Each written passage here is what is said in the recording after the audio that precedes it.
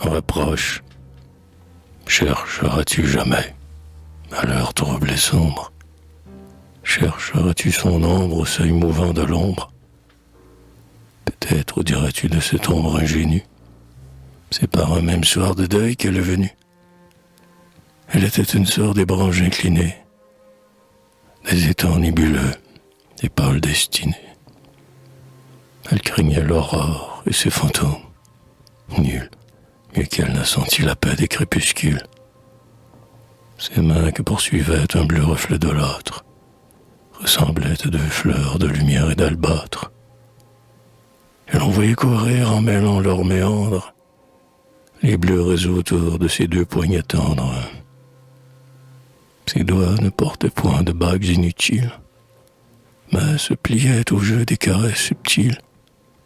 Ses gestes déliés avaient de souples grâces qui s'épanouissaient librement dans l'espace.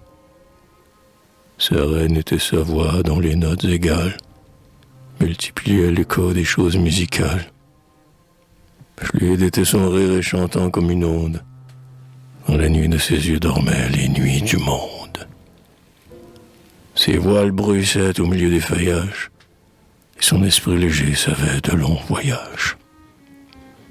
C'est par un soir pareil, par le soir de lune, que je la vis entrer, pâle, fragile et brune. Ce n'était qu'une enfant brune et douce. Il fallait à ses pieds du sable et de la mousse. Il fallait à son front des oreillers de soie, à son oisiveté des fleurs et de la joie.